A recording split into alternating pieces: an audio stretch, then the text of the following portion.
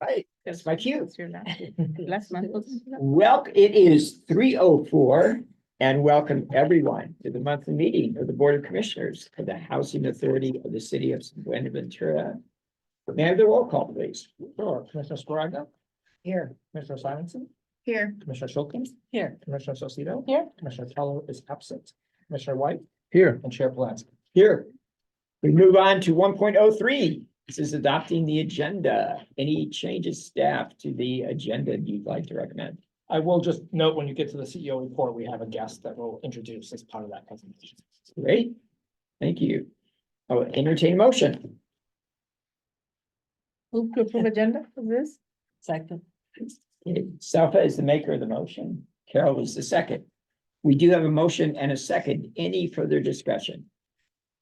All in favor, please signify by raising your hand, saying aye. Aye. Any opposed? Any abstentions? Passes unanimously. We move on to Yes. 1.04. I forgot we did it separately, so this is the Yeah. special guest. Sorry about that. No problem. You gave us the early look. Spoiler alert. 1.04, community services participant presentation. Great, so we have a guest here, Maria Lupe, is gonna just introduce herself in a minute, but I just wanted to explain why she's here. We've been talking at the staff level about bringing more sort of guest speakers to the board, the residents, our community service partners, maybe our landlords, just to have the flavor of the impact we have on the community. So we're starting with one of our section 3 program participants. So a little bit about the section 3 program. It's a residence training and employment program for public housing residents. Participants work with the Ross coordinator to establish goals that they would like to reach from their internship. The goal is for a participant to obtain a full-time or part-time job once their internship is completed. Maria Carrillo is a public housing resident participating in the Ross program and the section 3 program. She's currently a community ambassador, janitorial predominantly, and she started her internship in December of 2022. Daisy's sitting behind you. Daisy's our coordinator. So if you don't know Daisy, Daisy's the one that volunteered Lupe to come speak. So Lupe can be mad at her later. And you always know Maria Martinez and Stephanie as well, part of the community services team. So I'd like to ask Maria/Lupe just to stand up and say a few words about her life story. Yes, my name is Maria Carrillo. I have been living in Cambria since 1994. A couple of years ago, I had to submit my community services hours to my property manager for the first time. I called Daisy and enrolled in Ross. I was connected with Salvation Army and have completed over 500 plus hours. The Salvation Army is a good environment. I enjoy working there because they help the community, all ages. I have volunteered with them for the toy distribution, food pantries, and senior lunches. Another one of my goals in Ross was to find a job. I am now part of section 3 program where I clean the Westview community rooms and Soho office. I also have helped with the summer lunch program and with other activities and events like the holiday dinners, strong families resource fair, and other outreach activities. Living in housing has helped me in a lot of ways, has given me the opportunities that I wouldn't have if I wasn't in housing. These programs have pushed me to do things that I hadn't done before, like speaking here in front of you all. By making connection with other residents and talking to them about the programs in community service department, I can share what services support they can give. Wow. Anybody have any questions or comments for Maria? First of all, that was a Thank you fantastic. very much. We try not to be too scary. Almost like. This Yeah, is but my first welcome. time ever doing this, almost like, what was I thinking when I said, yes? But I'm really glad that they have these programs. They really helped me a lot and I'm working on part-time, but I'm working. Great. So, Congratulations. Great. thank you. Yes, and thank you so much for coming in and sharing your story. Thank you. Thank you. You're done. I'm Congratulations. done. Thank you for indulging us on that. Oh, no, this is why we're here. Mhm. Yeah. So we really appreciate that. You did great for your first time. Yes. I know the feeling. But and section 3, it's been around a while, and I don't think, though, a lot of people even know it exists. I So it's didn't really know, good. but Yeah. you know, because I never had to do community hours. So when I got to that, I was like, where do I go? What do I supposed to do? I didn't know anything about it. So Yeah. that's when I called Daisy, and that's when she told me about all this programs that you guys have, and I was like, oh, they were there all this time and I didn't know. And a success story. Yeah. Yeah. Spread the word. Yeah. Thanks for letting us know. That's really Yes. important. If you didn't know about it, Yeah. How many other Because people don't know about it? I had I'm sorry. a full-time job, like all these years. yeah. So I If I may never- say, Yes. because she was working, so she didn't have to do community service. Yeah. hours. When they're no longer employed, then they have to do 8 hours of community service a month. Yeah. So then at that point, I'm assuming that Yes. Rosalba talked to you about, you have to submit your. Yes. Your Yeah. hours, and she's like, well, where do I go? And that's how she was connected with Daisy. But if she had if she Full-time had a job. full-time job, Yeah. there was no need for. Right. for So that. I never actually Yes. Yeah. asked or look into it or nothing. I didn't know nothing about it. Well, But yes, they helped me, and I'm still going to Salvation Army. It's a really nice place too. Yeah. Everyone helped. Congratulations. Really nice people. Yeah. Again, thank you so Thank you. much. Thank you. Taking the time. You're welcome to stay for the meeting if you'd like, or you can go home. Okay.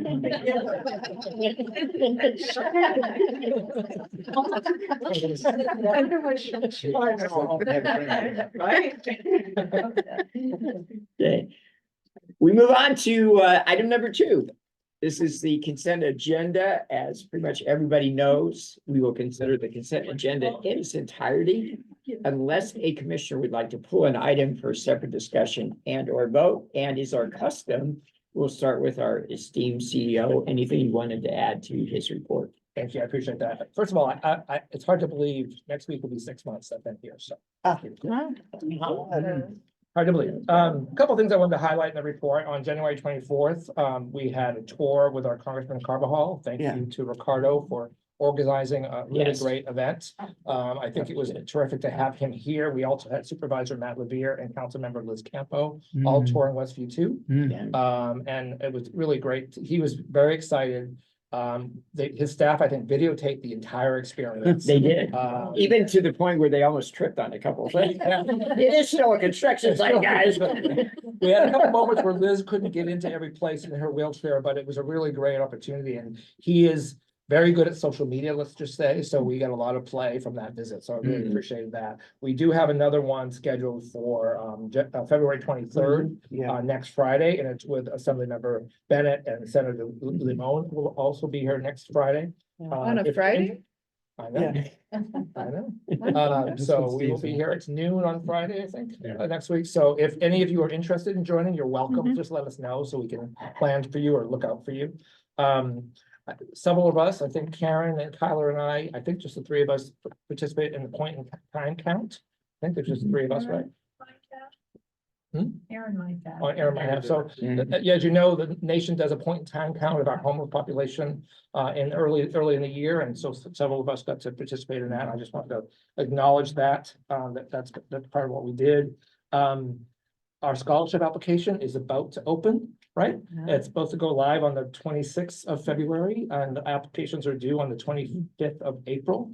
And then our goal is to review those applications and have a decision by the 15th of May. So we've had a drop off in our scholarship activity over the last couple of years. I think last year we gave just one. So we have the ability to give many more than that. So we're hopeful that we're going to get the word out. So anything you can do to help us get the word out, we'd like lots of applications so that we can make tough decisions and give all the money out. As you know, the first time scholarship recipients also get a laptop. So it's a really great opportunity to help support our families. Wanted to mention that last night, the city council asked me to give an update on our Valentine Road project. So I was able to give a presentation to the city council. Thank you to Jim and Barbara for joining us. To sit in the audience for that, although Barbara walked in after I was done speaking. I was there, it's spirit. Juggling too many eggs in the air at the same time. But I think that was a great opportunity. The city manager actually invited us and the council appreciated the presentation, and the more we can tell our story, the better. So I didn't just talk about Valentine Road, I talked about the housing authority in general, but focused a little bit on Valentine Road, acknowledging all of our partners. So that's what I wanted to highlight for today. Okay, thank you very much. And we have the two conferences coming Yes. up. The Cracker Conference in March and the NARA Legislative Conference in April. So just kind of highlighting those opportunities. Yep. Any questions from commissioners? Specific, again, we never want to take our staff for granted. We really appreciate the narratives and the information that we get, which really helps us inform our decisions, and it keeps this part of the meeting shorter than it otherwise would be. So appreciate it. Any question? I'll entertain a motion for the consent agenda in its entirety. Motion to accept the agenda as presented. Okay, Jim is the maker of the motion and Selpa is the second. We do have a motion and a second. Any further discussion? What time is where do we meet at if we come to when Tour. that is? On Friday, it's noon. We're meeting here at the Riverside office. We'll start with a brief presentation in this room and then walk over to Westby 2. And that's on 223? Tuesday and 3 at noon. Yeah. I'll be out of the country. Okay. But Hopefully if you'd like to come, you're very welcome. Just let us know so we can plan for it. but that's great, having both. Yeah. People. Okay, we do have a motion and a second. All in favor of the consent agenda in its entirety, please signify by raising your hand, saying aye. Aye. Anybody opposed? Any abstentions? It passes unanimously. We move on to item number 3. This is public communications. This is the opportunity for any member of the public to speak to the commission. It may be an agendized or non-agendized item, but it must be within the purview of the commission. I do not have any speaker slips. No public communications on my end. And do we have any of our elected officials who may care to say a word? I would. Yes, thank you very much. I was kind of looking to see if I saw you up there. Yeah. Please do. Thank you for having me on. First of all, I wanted to say that I was also at the city council meeting last night, and Mr. Lambert did a wonderful presentation. It was great, and it was great to hear all the good things that are happening, and especially with the Valentine apartment project. Super wonderful. I wanted to come to you tonight as a service provider, or today, not necessarily as a city council member, because I think some of you know that the River Community Church has a contract with the Wave Apartments, and we do the actual case management or the supportive services for the 15 units that the Housing Authority has. And I'm not sure how much you know about what we do there, but it's the 15 units that are there for the Housing Authority. They're not required to submit to any services or anything like that. Basically, we're available to them if they want services. We're there. We're there Monday through Saturday from 12 to 4 every single day for them, except Sundays, except for them to come down and request anything that they may need. And when we took over this contract about 2.5 years ago, almost 3 years ago, there was a lot of people that didn't want to come down and talk. They hadn't had anybody there for a while, and so they just weren't participating in conversation. Well, being consistent and being there every day, we started to build relationships, and then we came up with this incentive program for people to come down and earn points if they met with our case managers. And I just wanted to share with you, right now, 13 of the 15 units are occupied, and in the month of January, we met with all 13 apartment families, all 13 of them. The services that we rendered were from anywhere from food pantry to gift cards to toys that we gave away. We resourced them with a refurbished computer, just different items like that, you know, they came down and said, hey, we could use this, we could use that. So we rendered 58 different services. We actually met, we call these contacts, where we had actual meetings with the residents 132 times in the month of January. Wow. And we were able to give away to one apartment. We actually gave them, it's a family of 5. We were able to, they earned 3 gift cards, which we were really excited about. One of them, a different apartment, met a goal. And so something that Mr. Lambert said last night was, you know, with the Valentine Road apartment project, there was, you know, some may move out, you know, and I started thinking about, you know, the people at the Wave, and, you know, our goal is to help them reach their goals, whatever that may be. Now, we know that some may never move out, but we know that some might have that ambition to do that.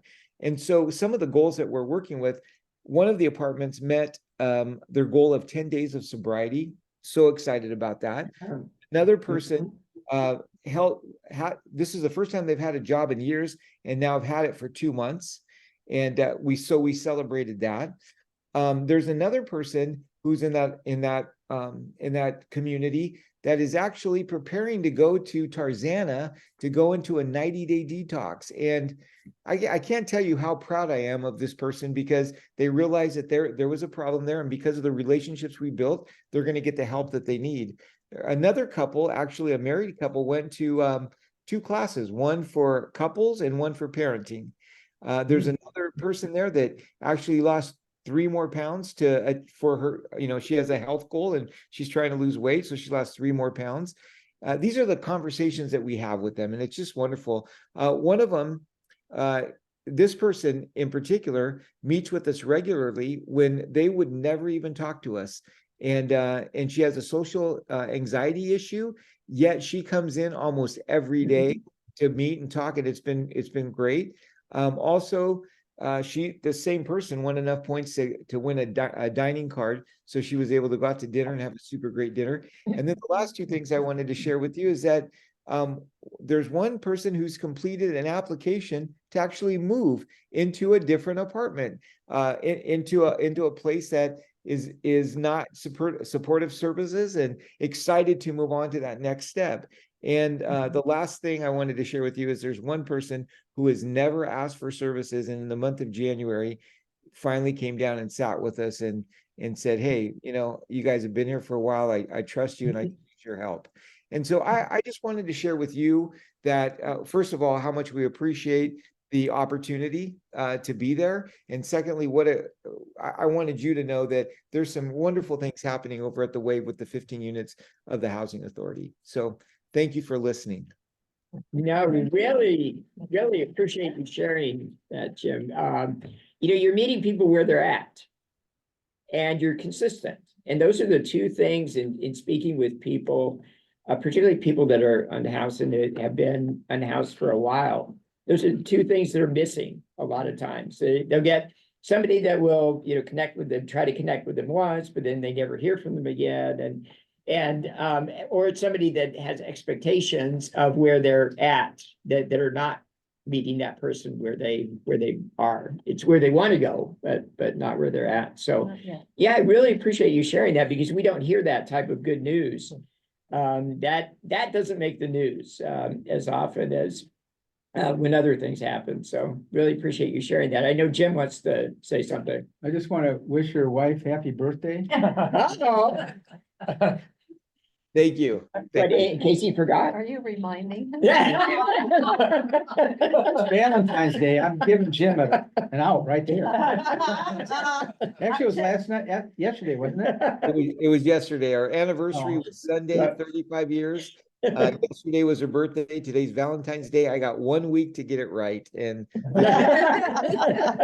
And then you're free the rest of the year. I'm free.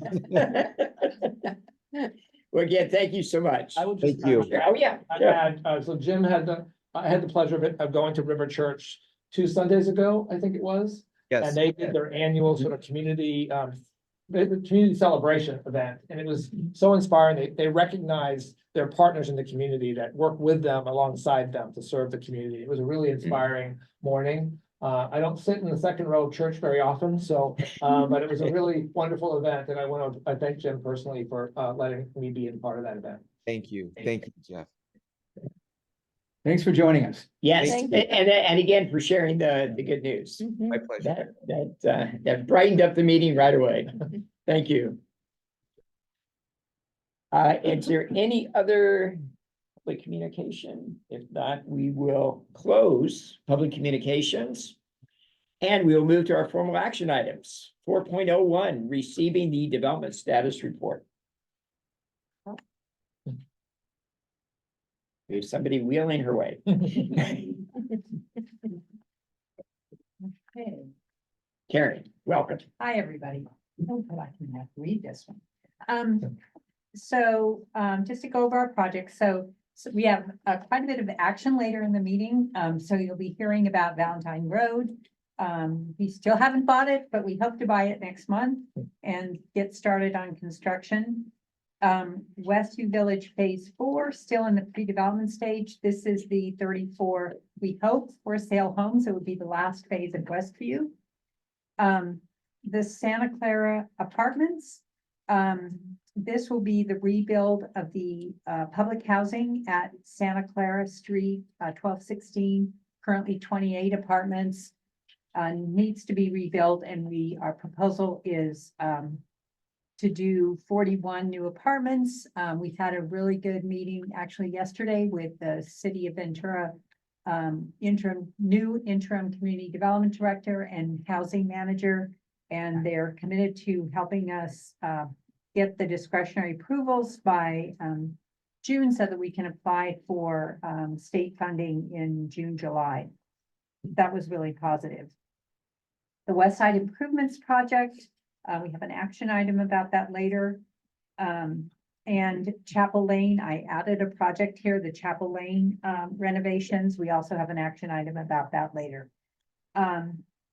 Westview, then our projects, well, kind of in construction. We still have Westview Village 3 on this list, although we have now actually completed it, of course, and closed our permanent financing and submitted our place in service application to the tax credit allocation committee, so that we will eventually get our IRS forms and our final tax credit equity. And the urban cleaning project still on this list, although it's finished. And then last two projects that are still finishing up some final details. El Portal, we are still awaiting our 8609 forms from TCAC and our final equity. And Willett Ranch, we did receive our final equity, but we still are doing some negotiating with HCD. So it's kind of the status of all our projects in development. Did you want to give a short update on Westview 2? Oh, I miss Westview too. I don't know. Westview, thank you. Our project is really in construction. So Westview 2 is almost done. It will be completed in March. Although we do have yet another, supply chain issue with the generator, but hopefully everything will come together by March. It's looking really good. We're really excited about it. And any questions about Westview 2? I think since the last time we were before you, the issue of FHEO versus TCAC has sort of been resolved. I wouldn't say it's to our satisfaction, but it's been resolved. So FHEO, as you recall, denied our senior preference. Told us that TCAC agreed. Our conversations with TCAC were not consistent with that statement. But over the last month or so, TCAC did ultimately agree that we no longer have a senior With their new preference. director. It was literally her first day, or first week. Yeah, so she made the decision. We have in writing satisfactory, I think, to us that we're it's no longer a senior preference. We will maintain our funding, and we will not have any negative points for future TCAC applications. So it's not where we wanted to be, but it's a place where we're aligned with those two agencies, and we can move forward with this property. So we are actively moving forward with the lease up process, but this is a building that's no longer a senior building. It has no preferences. Now, they're mostly one bedrooms, So the likelihood of more seniors will be there, but it no longer has that preference. And I'm still not used to not calling it a senior project. Right. Because it's been a senior project for about a decade. Right. But here we are. So it's, I think in the end, it's probably not where we would love to be sort of, I don't know, emotionally, ethically and from the facts, but it's where we end up. At least we can lease up. And we won't be punished for Right. future requests for funding. Right. So that was an important point for us to make. So. And yes, and we can house 49 families. And all of our other funding sources are okay with that, Yeah. basically. And the letter TCAC wrote to us was apparently unique. Our RAD consultant hadn't heard of that TCAC ever doing anything. Yeah, I have not. In Very nice. 26 years, I have not. We're gonna, believe me, we're gonna keep it in a safe place. Yeah. Yeah, that is definitely unprecedented for them to come to that. And we can't imagine TCAC wants that widely spread around. No. The Isn't everybody would do it. In fact, they've given negative points when people have tried it Yeah. in the past. So, but that was an important factor for us, knowing that we have two TCAC applications, one that went in about 4 o'clock yesterday afternoon. And another one we expect later this year. So that's it, unless you two. Well, it's coming together. It's gonna be really, nice, having had the opportunity with Salute and the team to go back inside a week and a half ago. Yeah, it's gonna be really nice. I'm sorry, I forgot that Kate was at the tour. I should have mentioned that. We got some great action shots of her talking to our congressman. Telling him what to do. Reconnecting with him. Yeah. She's already had Yeah. a chance to He's a to good connect guy. with He Salute. listens. He He listens. really He does. was, Yeah. he was He really asked a lot of kind. questions. He wasn't rushing us. Yeah. He loved the baby toilets. I have to keep saying that. Highlight of my day. He was playing with the seat. Just a foreshadowing of what the kids will be doing. And Yeah. as I mentioned to him, it was good that he Testing. foreshadowed what kids will be doing. Well, what he was saying is you should have a soft close because the kids are gonna be slamming the seat up. We'll take that note for future projects. He had a genuine interest in Westview. It was Yeah, really yeah. nice to have a side conversation with him about what it's like living here. Mhm. He really does. I mean, that's been my experience with Salute in Santa Barbara County in his many hats, not even before he was in Congress.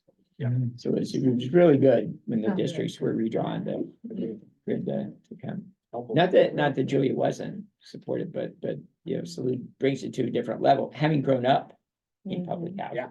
I mean, that brings it to a different level. Okay, thank you very much.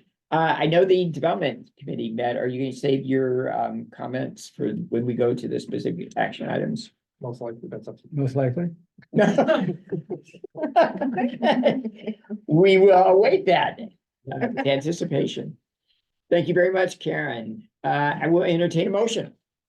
I'll entertain a motion. Oh, my motion, sorry. I'm sorry. No. I motion to receive our development status. As is. I'll second it. Yeah. Okay. Kate is the maker of the motion. Diana is the second. We do have a motion and a second. Any further discussion? Thank you very much, Karen. This is a roll call. Oh, that's right, yes, you're right. Commissioner Sparagna, Here. Commissioner Simonson. Here. Commissioner Schultz, Here. Commissioner Soseda. Here. Commissioner Keller, Yeah. Vice Chair White, Yes. Chair Polanski. Yes. We're gonna hear. You already have.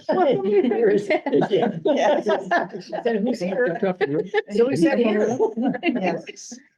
Yes. All right, now that we established everybody's here, 4.02, discussion of Cocina Sin Fronteras, 2.0, looking forward. And when we pull up the PowerPoint, I just want to encourage Karen Gosler, Stephanie, Maria, and Joe, and anybody else to participate in the conversation as the board would like, because we really want to have a conversation with you about the future of. I have control. Whoa. So that's. always have control. Well, I wouldn't say that's true.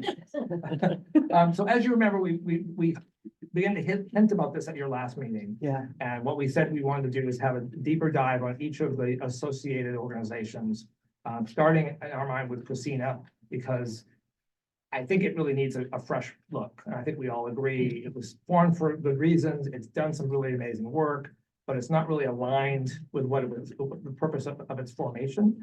And in my opinion, coming from the community foundation world most recently, it could do so much more.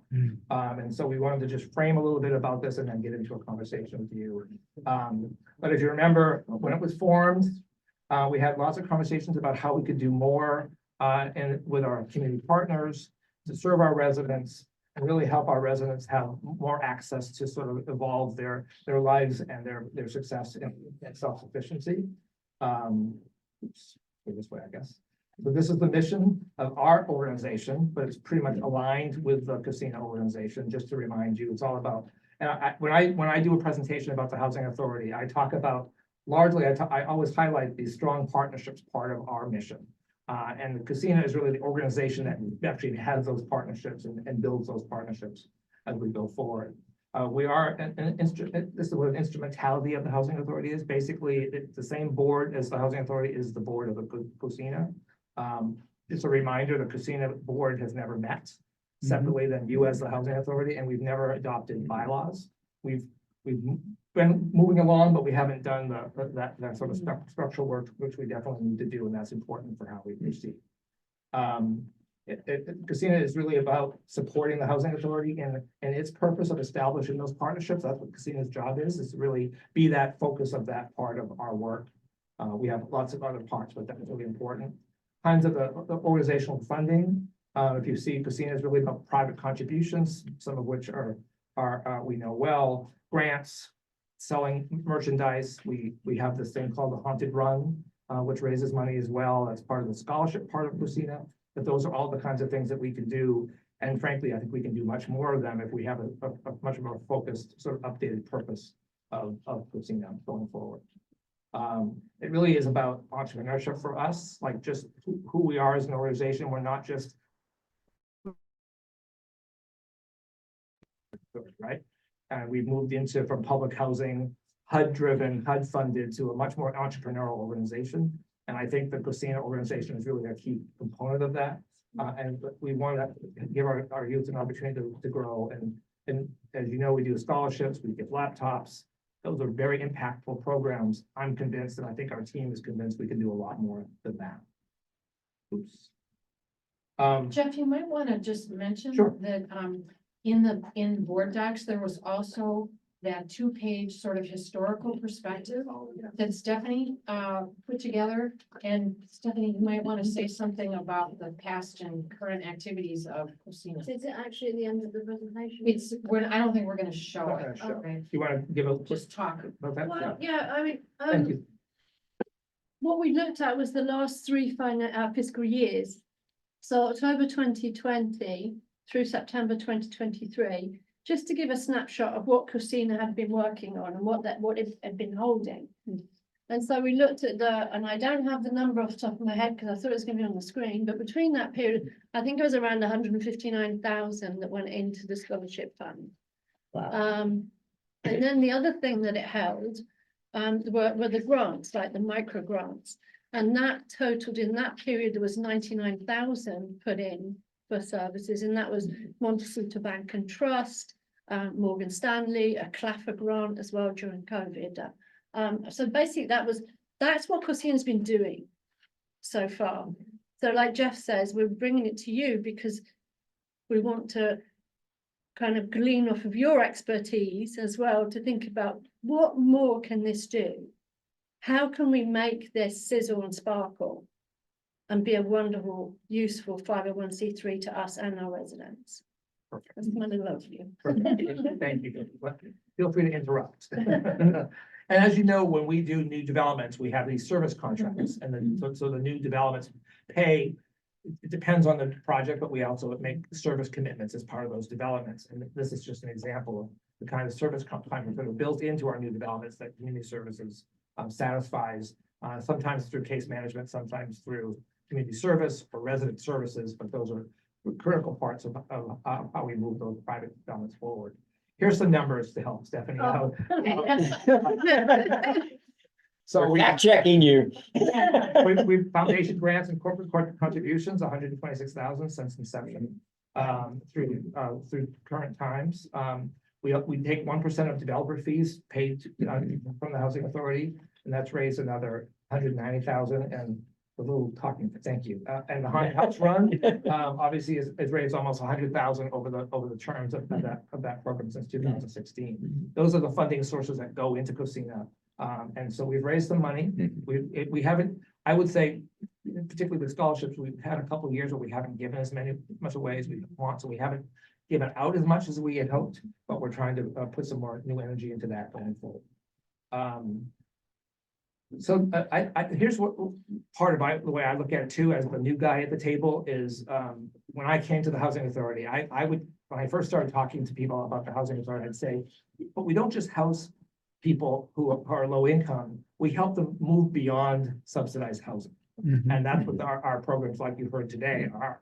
But the actual numbers of people that have moved beyond subsidized housing is pretty small. We really haven't helped people as much as we had hoped. The programs are somewhat limited. We have 2 people for all of our properties to help them get self-sufficiency. So our thought is if we could bring more philanthropic dollars to the table, grow those programs, we could actually do more to help people become more self-sufficient. And Cosina could be the source of that. So we also know that public housing is going to decrease. The funding that comes with public housing is going to decrease. I think we all have a common goal. We haven't figured out quite how to get there yet, that public housing will disappear over some period of time. So that kind of ongoing money won't be there. We have to look for other opportunities to bring money to the table. And you all know that we have Homecomings, which is our developer arm, and Cosina could be our sort of nonprofit community service arm. And I see community services and Cosina really being the same thing. And there are good examples where housing authorities have done that. City of Santa Barbara Housing Authority has a second story, and that is that it's really all their community services and philanthropic activity happens under that umbrella. So I think we see that as where this could go in the future. Yeah, and actually, they've even done welcome baskets for buying new units. From second story. Oh, see, Yeah. Carol, no pressure. So one thing we didn't want to start, we give you nothing. We wanted to have some framework for recommendations, but we didn't want to, give you the answers because we want to have a conversation with all of you. But obviously, we want to reconvene the board. That hasn't met ever, so that would be good. We want to adopt bylaws, policies, and operating protocols. We don't have any of that really in place. We have some draft documents, but we've never really formalized it. We want to really get in a better habit of quarterly review the financial statements and reports, do a probably better job of giving feedback to our donors about the impacts of the money they've given to us, and also form a management agreement between Cosina and the Housing Authority. So we actually have a formal agreement on how we work together, which are all things I'm sure we intended to do years ago. We got caught up with other activities, but now we're trying to get back on track. So we also thought forming an ad hoc committee of the board to help staff frame the future of Cosina, then to present to the Cosina board would be a good idea.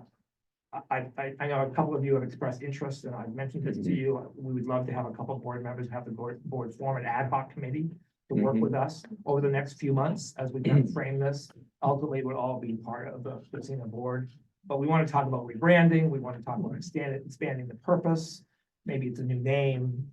Those things aren't always easy to do, but I think we want to look at that more clearly, and then really set the stage for a vision of what we want to be when we grow up as a nonprofit. And it might be that we annually say, this year we want to focus on youth and something. This year we want to focus on senior reading. It doesn't matter what it is. We just have, I think, having some focus. In my experience in the community foundation world, and I know Karen agrees, is if you have a focus and a purpose, it's a lot easier to go get money. Oh, yeah, you have to. Clear that that's what you care about. So, and then you have a story to tell. And it has to somewhat match. Yes. With a foundation, because not all foundations are equal in what they're looking at. Exactly. And I know, having come from the Ventura County Community Foundation, the foundation has a great platform that we all have access to, where we can go there and search for grants based on whatever purpose we're working on that year, and have a lot more robust effort to do that. We might need a full-time grants person just doing that, because that's the way that you have to get in in a good habit of giving thank you letters with their tax donation recommendations in there, or recognitions there, doing storytelling. you gave us money, we had this impact, here's a picture of that impact, send that back to the donors. Like That's the Jim way- did today. He had Exactly. such a great picture he Yes. painted Yeah. for all of us, Yeah. what he does. Well, every and day. Montecito Bank and Trust does that a lot Yeah. in Santa Barbara County, where they're showing the impact of their, the grant that they've done to nonprofits. I don't think they've done the same thing here. We are invited to their event. We did get a small grant of 3,000. 3,000 is it. We asked for 10, we got 3. But I think if we tell a compelling story of the impact of that 3, we might get 10 next year. Yeah. And I can tell you, they having been at the event this year, they picked 2 of their recipients, because they give 5, 10, 20,000, but they give 2 organizations 100,000, and they highlight them at their event. So Right. I'm putting it out here now for all to hear. Our goal is to be one of those 2 in the next couple of years. So we're one of their bigger grantees. Well, I'll second the motion about getting a grants writer, Yeah. because, It's a full. I sit on the board with YMCA, financial development. Yeah. We raise over $250,000 every year in 4 months, Mhm. but we tell the story. Yeah. Where's this money going? Mhm. Someone gives you $10, where's this $10 gonna go? Is it gonna go towards swimming? Is it gonna go towards Yeah. whatever? It's not gonna go to staff. It's gonna go towards programs. And that makes a huge difference. You can tell the story of where that money goes. Mhm. I agree. And so that's the framework we wanted to have for today. I wanted to give Karen, Stephanie, Maria, Joe, or anybody else, if there's something that we talked about internally that I didn't cover, go ahead. Kim. I'm probably not gonna say anything any different than what Jeff just said, but maybe frame it a little differently. And so for those of you who participated in the strategic planning that we did a long time ago, like 4 years ago, or maybe now it was 5, no, 4, whatever. And if you recall, one of the things we talked about with each of the 4 entities that are related, the Housing Authority, Homecomings, Cosina, and Triad, we discussed very briefly the role that each of them played, and there were presentations on each of the 4 entities. And one of the things we talked about with Cosina was that a day would come in the future when we would not have the funding sources to provide the kinds of services to the residents that we really felt were necessary and that we really wanted to provide. And we all agreed, we all thought that was a great idea. We talked about it then, and it was January of 2020. And then that was really the last time we had that kind of an in-depth conversation. And we're very close to that point, because once Valentine Road comes into play here and residents start living there, and we have some funding sources that are short-term, and those don't exist anymore after that. Right. We're basically gonna have to figure out some strategies to do what needs to be done without those additional government funding sources. So this is the time now for us to have the plan in place to really be strategic about how we want this to be able to move forward, and really be the instrumentality that is sort of use my hands here, is sort of the parallel to Homecoming. So we've got Homecomings that is the general partner for all the limited partnerships for the 13 now, soon to be 14 with Valentine Road, limited partnerships, and the services by Cosina, because we're not gonna have money from HUD anymore to do that. And so those 2 entities together really become the core of the work that the Housing Authority is doing. And the Housing Authority itself is kind of the umbrella organization, which then also is the home of the voucher program, of the Section 8 program. And that's really what we were hearing about a few minutes ago with Wade, because when Jim says, your property, it's really our vouchers that are going to that particular property that he's describing. And the kind of work that he's doing there is not funded by us or by any of our other affiliations. But that's the kind of, I don't know that we could afford to have somebody sit at a property 20 hours a week, but to be able to do more. And the staff that we currently have at Community Services is funded right now primarily from the limited partnership funds that are coming in, that then are going back to the housing authority to pay for those services. So figuring out what are those other things that, that we can be doing, should be doing, and what is the structure that we need to really be able to expand that process and those services is really partly what we want to look at. And that's one of the reasons why we'd like to have a couple of commission members work with our internal team to do that. And I don't know if you noticed, but one of the slides that Jeff shared had a little baby Superman in one corner Yeah. and the big Superman in the other. Well, actually, that was Ricardo's strategy here. Thank you very much for this. For, you know, how Lucina will go from this, you know, baby super person is providing these these scholarships right now. And doing some special programs to, you know, really basically growing up and being what Cosina could be and what kinds of community services and case management support we can be offering to our residents. So internally, we're very excited about this possibility. Now, exactly what shape that would be, I don't really know. We've had a lot of discussions about it, but obviously we don't want to be doing it in a vacuum. So, so that's partly why we're here saying, you know, what do you think? What else do you want to do? I have a question. Yeah. Do you see a role for the for sale properties that are coming up? Is there a fit there as example of, you know, working one's way to independence and, you know, the way out of poverty is ownership? I would say the role I think of is when I think of the FSS and the Ross participants, that's the source of folks that will be most likely buyers in that project. And so Steph and I have talked, and let's look at those participants that are in those programs and see who do we think, who are the top 10 that we think in a few years they could be ready to buy, and let's really focus on giving them the tools to get there. That's the connection I see. And doing more of those kinds of self-sufficiency programs, it's going to take philanthropic dollars in a nonprofit that's able to do that. I think. And that's a big part of it. Stephanie, do you want to add? No, any just flavor? to clarify that, Yeah. were you thinking not just in preparing the residents necessarily, as Jeff was saying, but were you thinking also some kind of matching program like?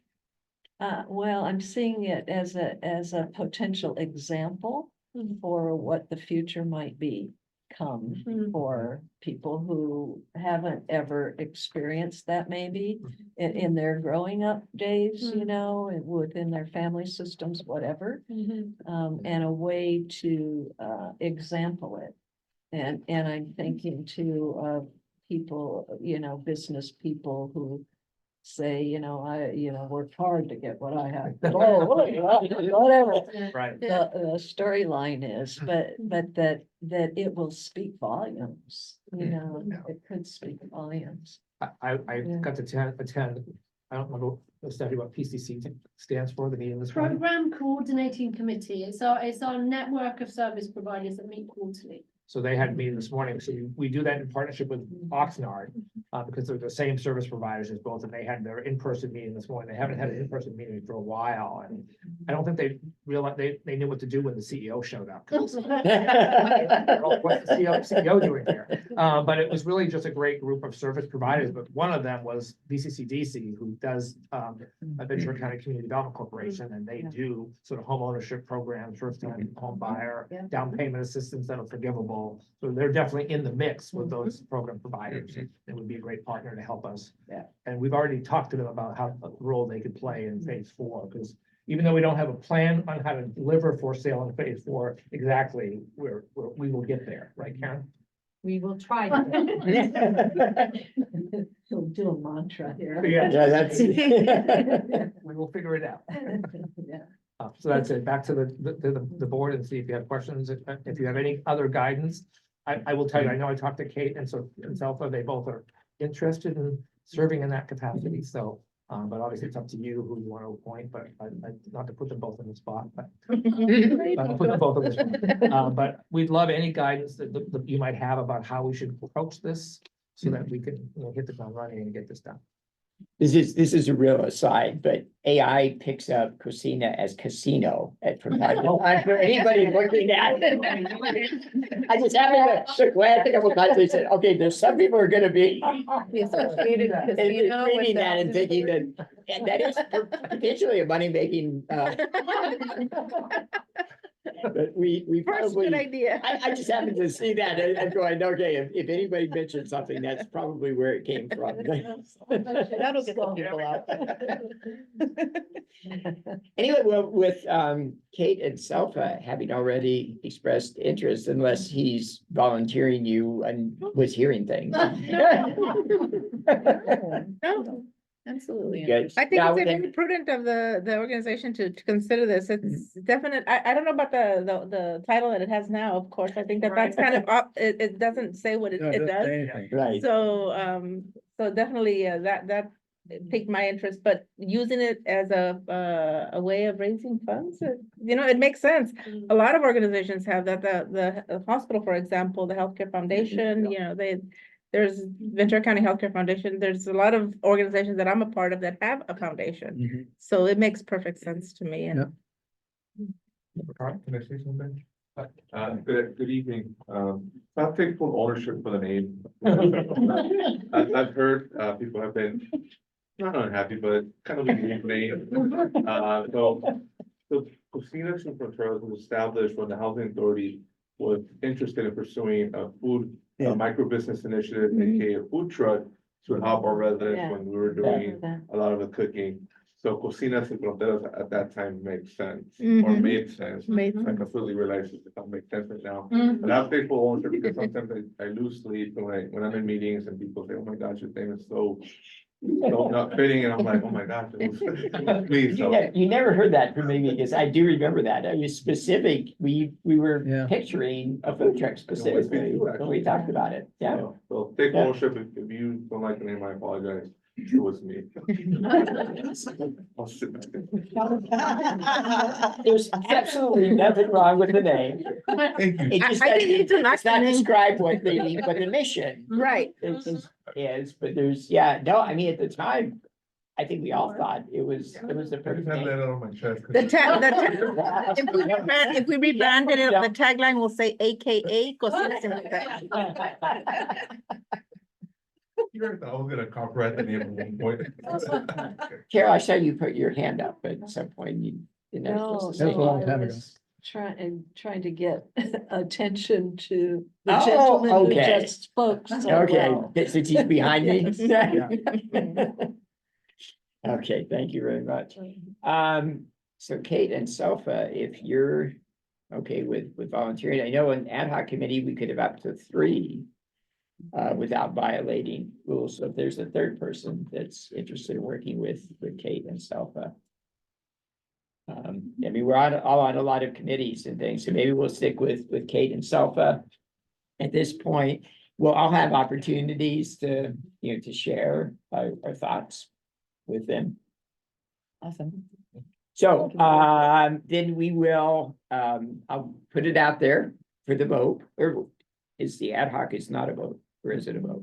I think a motion to form the ad hoc Mhm. committee and then Yeah, it is. direct Okay. staff to work with them to fulfill the vision that we've outlined would be great. Okay, do I have a motion to set up the ad hoc committee, and the ad hoc committee initially be comprised of Kate and Selfa? I so move. Do we have a second? Second. Okay, good. At least one of the volunteers, second. So that's a good thing. Okay, Carol was the maker of the motion. Selfa was the second. We do have a motion and a second. I was, yeah. Any further discussion? Roll call, please. Commissioner Sprogna, Yes. Commissioner Simonson, Yes. Commissioner Schultz, Yes. Commissioner Salcedo, Here, I mean, yes. Commissioner Keller, Yes. Vice Chair White, Yes. Chair Polanski. Yes. Okay, thank you. And thank you to our volunteers. We really appreciate the extra time that everybody takes on the committees we have. The committee work is really important. And this will be exciting. It will be. We're no longer Very. picturing that food truck. Yeah. I want to see where it's gonna go. We do need that here. And I think with what we say 18 properties? Yeah. It's a lot. Okay, we will move on to item 4.03, which I can't quite read all Okay, you of. may not be able to tell what this is about, but it's about Valentine's Road Park. And so, Contracts. we have a whole set of complicated legal things that we need to do to move the project forward. Just as a preview to this, Kyler is going to be joining us over here at the computer. But we submitted our application yesterday for 9% low-income housing tax credits. Tyler was up till 4 a.m. the night before, I think. Tell them that. And here all Well, weekend. We're not trying to like set this as a standard or Yeah, anything, but, yeah. anyway. Yeah. Yeah, one time only. Because of all the state funding in the project, it has a very competitive score. And we are optimistic, unless there's some other home-key project out there in the Central Coast, that we will be granted a tax credit allocation in this round. So we're all feeling pretty good about it. And so now into the nitty-gritty of other things that we need to do to move the project forward, is the stuff. Yeah, so good afternoon, board. In total, there's 3 resolutions that you'll be hearing this afternoon. One of them, the Housing Authority is hearing, and then your friends at Homecoming will be hearing 2. The one for. They're very close to us. Yeah. I hear, yeah, you guys talk all the time. So the one, and these are what, as we gear up to close to acquire the property, it's what, Goldfarb and Littman, who's our deal, general counsel. It's what they call their kitchen sink resolutions, as in everything in the kitchen sink just gets thrown into one resolution. Because I'm sure you'd be interested in hearing each of these items separately, and then we could have a meeting with 13 resolutions all at once. So we're gonna put them all together. I'll briefly go over and kind of just as a commission highlight if you have any specific questions about the items that you're authorizing with this one resolution. Karen gave a good kind of preface to this, but we think we'll be able to acquire the property sometime next month. So these are all of the actions that you're authorizing just allow us to close on the property, to and apply for tax credits, enter the home key standard agreement, all of the financing documents in order to for the limited partnership to acquire the property. I know you've been deprived of sleep, but that's supposed to be 24.01, right? That is a very good point. I will not surpass Blake, but this went before the development committee. Wow. I was waiting for John to pick it up. Yeah, I'm still living in 2023. At least it's right. It's rougher down below. Yeah. Which Yes. is really It is. where. Which is actually why I noticed it. Which year are we? Okay, so the resolution 24-01 kind of, there's 4 main categories of the things that you're authorizing. The first one is acquiring property. So I'm just gonna go item by item. So first, the partial assignment of the option agreement to the limited partnership to enter the acquisition documents of vacant property. So the property the housing authority is acquiring it's a little complicated. But when we entered the option a year ago in March, we actually acquired the right to purchase 2 separate parcels. Because for the entire existence of the hotel, this parcel has come along with ownership of the hotel. Initially in the plans, there was an idea from the plans we've seen, there was a kettle restaurant plan for this area. In my entire life, I have never heard of a kettle restaurant. I think it was a change. Bill, south of the border, is it Alabama? Okay. Yeah, so that kettle restaurant never actually. Northern California too, there's a couple. Or we would have heard of it. And the housing authority has an interest in preserving that for future affordable housing development. And so what that means, we have no other ideas of what will happen on it. But what we know from this point is that before we enter into any regulatory agreements or any agreements with our funders for what we're allowed to do on this site to operate it as permanent housing, we want to make sure that none of those regulatory agreements get recorded on this parcel.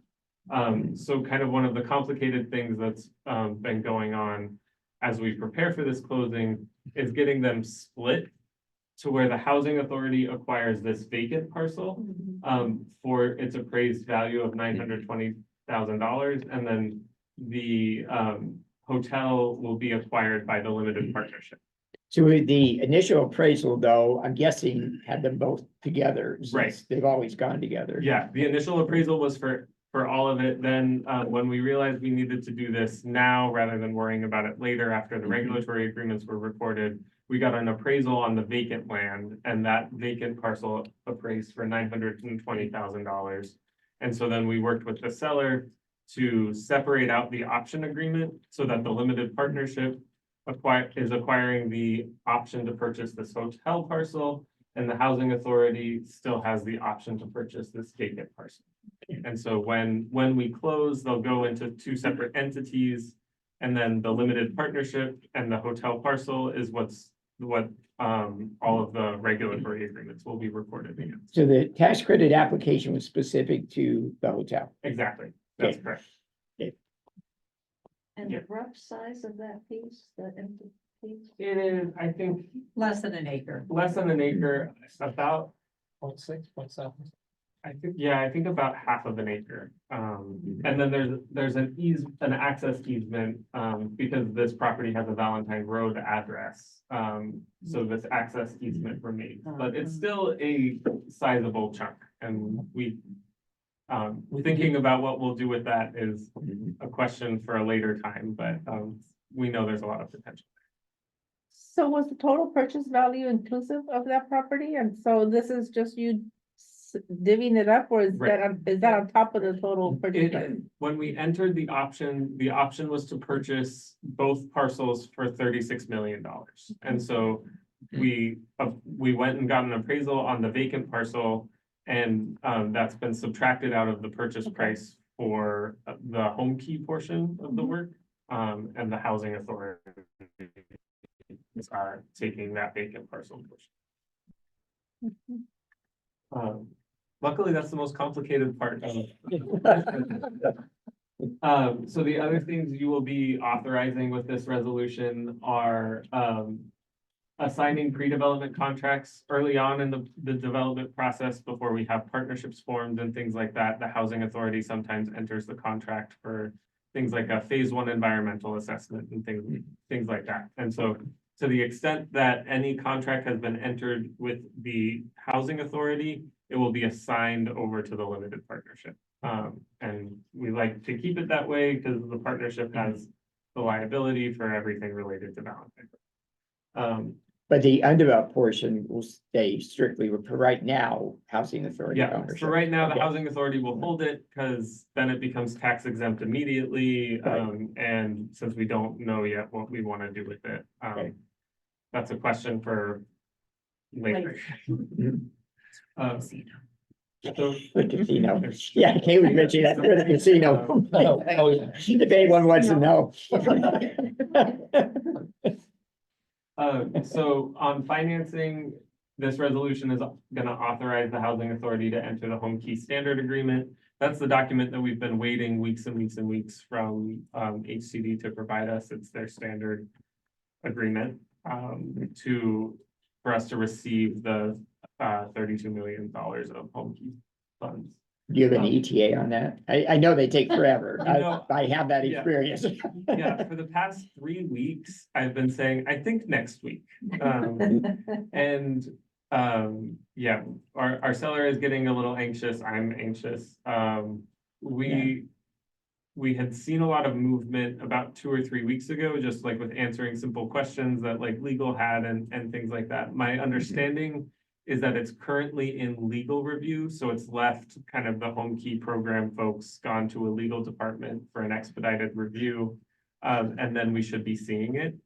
But we haven't seen it yet, and we've started hearing of other home key round 3 projects that have received their standard agreement. So our understanding of those projects that have seen their standard agreement. They got their legislators involved to kind of push HCD along, so we're debating if we want to do that. We have the opportunity on the 23rd if we haven't Yeah. heard anything. It's on the list. That has come up. I actually think we're reaching out sooner. Ricardo's gonna, he might have already done that, but he's Yeah, reaching we out did, we sooner. did. Yeah. Yeah. Steve could definitely help us. Mhm. And in part, we just want to give our seller like an accurate timeline, because they're in the process of closing down operations. And if we have any reason to believe that it could extend, we just want to give them the courtesy. We want to be fair partners to them, so. Yeah. And we would love to acquire it and get started on our construction. and everything. Okay, and so the last thing on the financing is us the last two, accepting the home key funds and then directly loaning it to the partnership. So the housing authority is gonna be the payee on these funds. But it's immediately going to be loaned to the partnership in order for the partnership to acquire the hotel property. There's a reason for doing that Karen understands that I don't understand, but oh, okay. And then the fourth and final thing is entering contracts. These are the various contracts with our different entities, kind of like we discussed previously. As property manager, services agreements, those commitments that we make for TCAC that were referenced in the previous one. So it's authorizing us to enter all of those contracts, for property management agreement, service agreement, developer agreement, things like that. And the eventual HAP contract, the housing assistance payments contracts with, this project was awarded a commitment of 32 project-based vouchers. So we're not at a place yet where we can enter in the AHAP, the agreement to enter into housing assistance payments, but we will be in the near future. And so having your authorization to do that would just help to smooth things down later. And that's enough for one resolution. So obviously this is the critical part of the project. Yeah. It's all packaged in this resolution so that we can take those next steps over the next, we hope, month. Development Committee, we'll start with comments the Development Committee had on this. Robert, you were there. I was there. We were very proactive on the development of this whole project and getting it done as quickly as possible. So, you know, and so we wanted to suggest approval of these resolutions to the board. Thank you. Yeah, I think it's well presented and Yeah. I appreciate the brevity of this because it can go on and on and on and on about all this minutia, but specifically, it's just that's what the money costs. That's Yeah. what that little space up there is gonna be for, or not be for, but what we need it for. And let's move on from there. So. Yeah. Thank you for your presentation. And the money flowing the way it does helps with the tax credit scoring. That's Thank- why we all do it. Thank you for including the photo. Yes. Get asked to do that. It helps you get the tax credit Make it clear legally. about the parcel. Anything else from the commissioners? I do have a question. Does the 32 million home key also apply to that parcel of land, or is that a separate? It's a separate transaction. So no home key money is going to touch that vacant parcel because if that were to happen, then that parcel would have an obligation to be operated as permanent housing that the hotel parcel is obligated to. So it's just about, and that wouldn't necessarily be a problem because like we're going to operate the hotel for 55 years as permanent housing. And that's the regulatory agreement requires us to do that. But it could, a future like tax credit investor on that vacant parcel might have an issue with like that regulatory agreement. It should be under the home key rules, which are a little bit more restrictive than tax It credit. was required that we do 136, I mean, the home key regulatory agreement just covers the 136 Right. apartments where we want to do more. So we want to be able to do more on this other stuff. So my question is to do with funding for that 920,000. Where's that coming? The housing authority. That's what I'm wanting Yeah. to know. So where's that coming from? Um, We still have to Funds- figure out financing for that funds that then. we have. Okay, funds we have. Yes. Okay. It's what we do with developer fees and Okay. other right. unrestricted funds. Mhm. Any other questions? If not, I'll entertain a motion. I would like to motion for approval of resolution 24-01, acquiring property, assigning contracts, financing and entering HAP, property management, developer and service agreements. Second. Okay, we have Kate as the maker of that long motion and we have Diana as the second. No, that was good. It was very good. Do we need to like spell Nobody out else what wanted to do happens it. on here?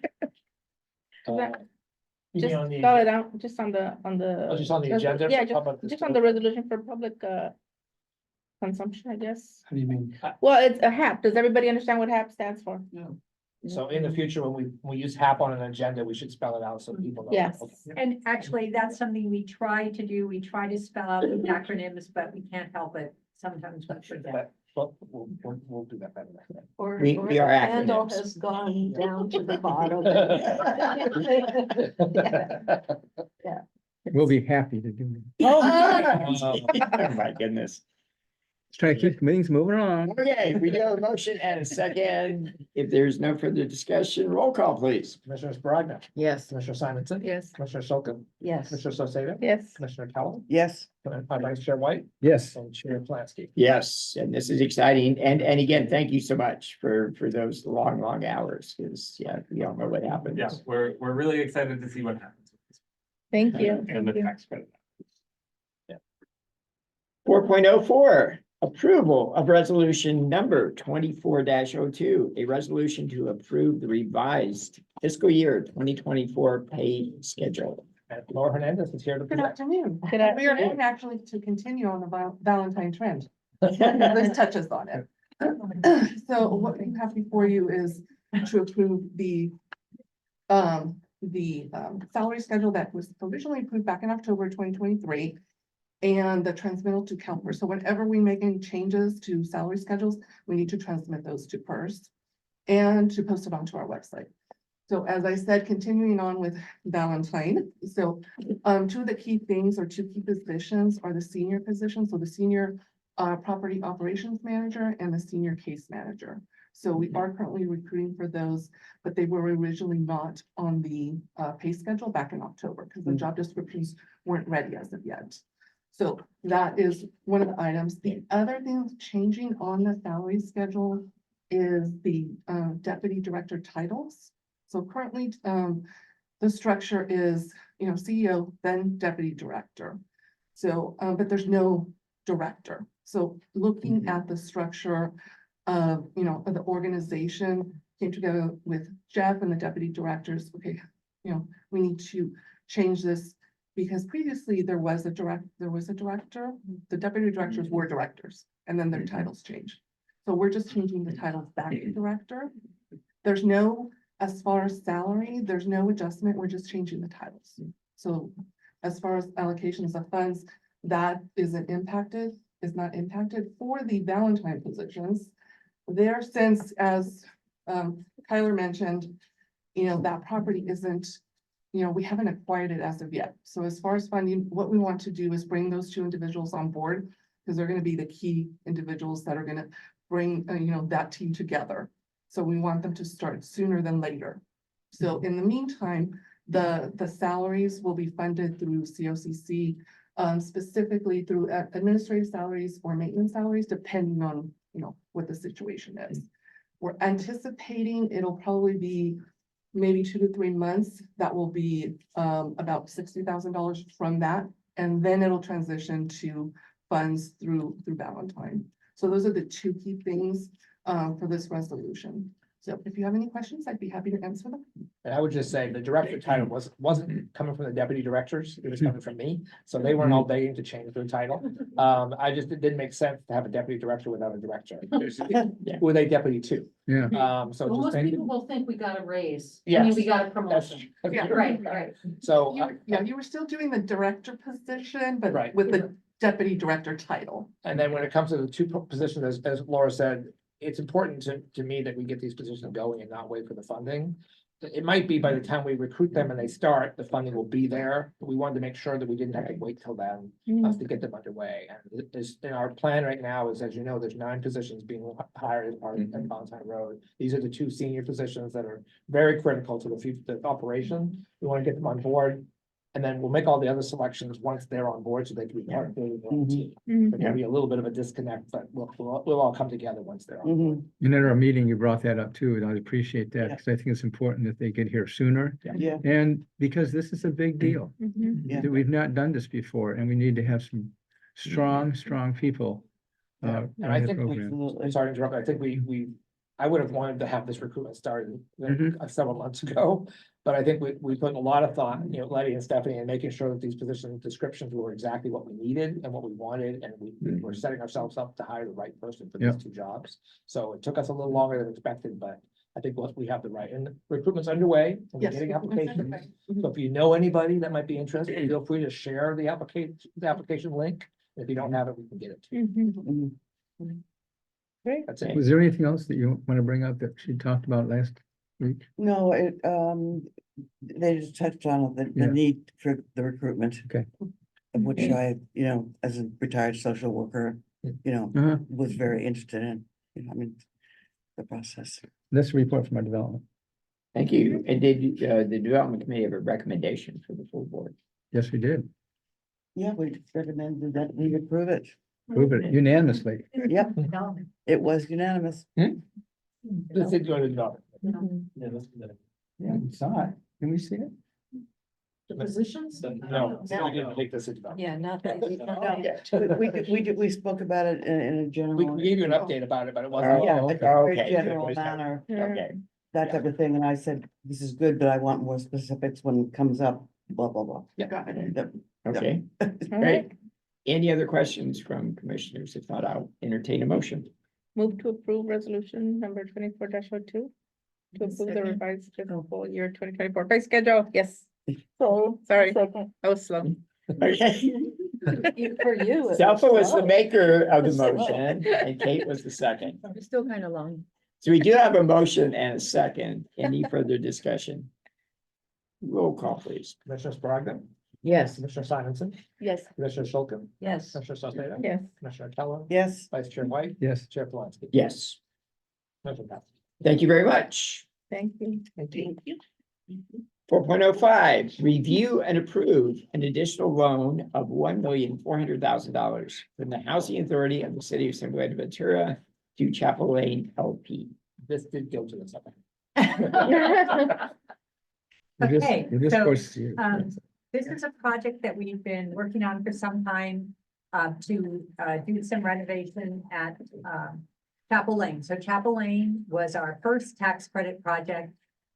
It went through its 15-year period. A couple of years ago, the Housing Authority acquired the limited partnership interest, and Homecomings is the general partner, so we now fully control this project.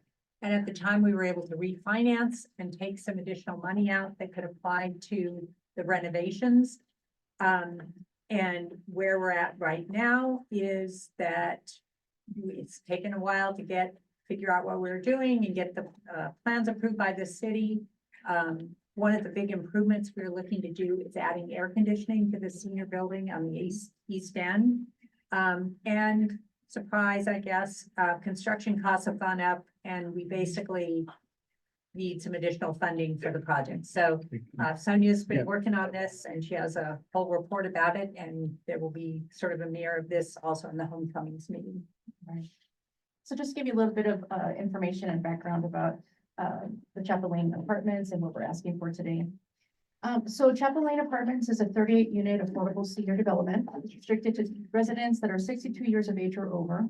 It consists of 34 one-bedroom units and 4 two-bedroom apartments. It was placed in service in 2005. So almost exactly about 20 years later, the Housing Authority went ahead and acquired the partnership interest and refinanced the property to make the needed improvements to the 20-year-old property. So first, we conducted a capital needs assessment, and that was to identify necessary updates to the aging building systems. And then we actually did a resident survey with all the residents at Chapel Lane and wanted to get their input on what they thought should be improved on the property. And from both of those lists, basically we put together our scope of work for the current renovation project that's being proposed. The first thing that we decided to add in is heat abatement, and that's because the residents right now, their units are very hot. There's not a central air conditioning and heating system. So we decided to install a variable refrigerant flow system that would provide heating and cooling to the entire property. From the capital needs list, we got a recommendation to go ahead and renovate some of the ADA units. I'm sorry, some of the current regular units to bring them up to ADA standards. And so we're doing that to 2 of the units. And then also we went ahead and applied for 2 different rebates with 2 different programs. The first one is a solar on multifamily affordable housing program. That's the SOMA program. And that will that will allow us to go ahead and to put a photovoltaic solar system on the property eventually. And then also we applied for a rebate with 3C REN, which is the Tri-County Renewable Energy Network.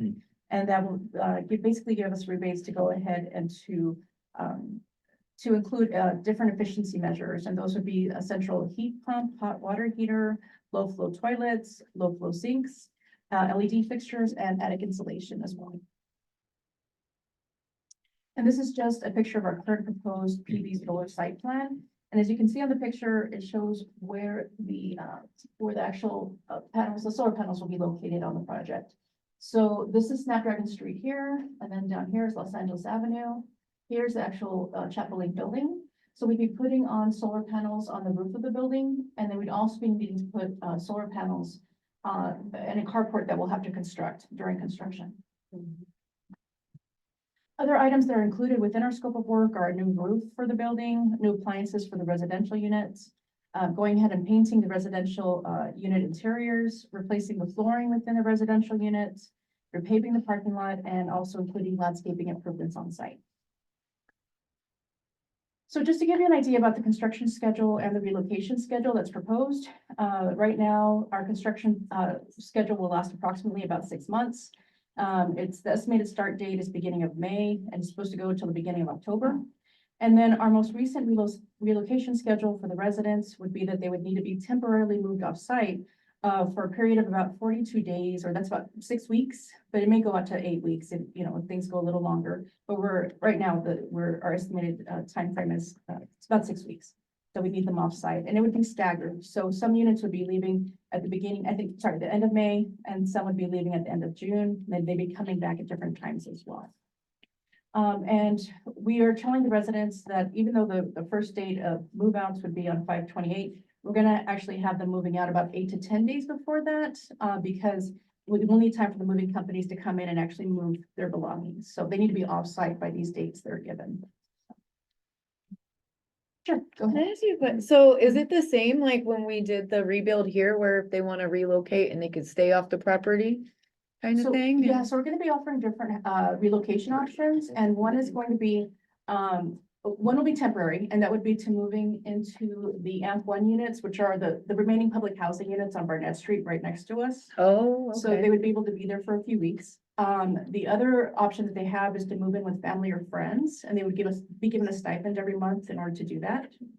And then the third option is if they do want to permanently relocate off-site, because some people mentioned that they'd like to be in this area of the city, because they've asked about maybe moving to Willett Ranch. So that kind of bring up some conversations where we thought, you know what? Another good fit is having them be given the option of moving to Westview Village Phase 2, because that's almost finishing construction. And that's supposed to lease up starting on April 1st, and that would coincide with our relocation schedule. It would be so It'd perfect. be great. And a couple of Yes. things, they also could Yeah. move they could get a tenant-based voucher and move elsewhere. If that was an option, and they'll work with their housing specialist in Section 8, if that's an option for them.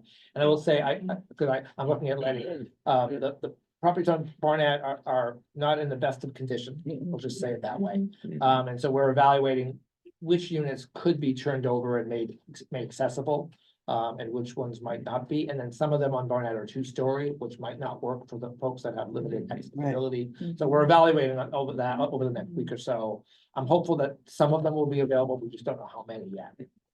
But it's a little bit different than Westview because this is temporary relocation, but if they wanted to take their voucher and move to another site, that would be a permanent relocation for them. They wouldn't have the ability then to come back. Right, what I Unlike- was thinking is this is really short, like 6 to 8 weeks to move is, you might wanna consider, just gonna throw it out there, storage.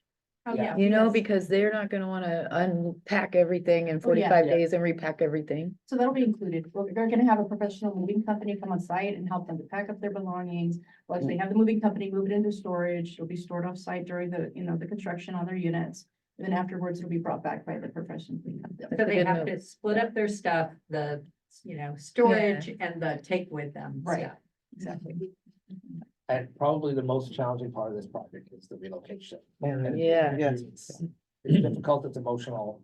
It is. We had It one is. community meeting a month or so ago and Right. lots of anxiety among them. Barbara will understand that, I'm sure. You said Uh, 20 years, that's a long time it's a to be long in your apartment. Yeah. to- So it's definitely something we're very sensitive to and working with community services and Leora will be there every step of the way to help us with some of our residents. Yeah, Exactly.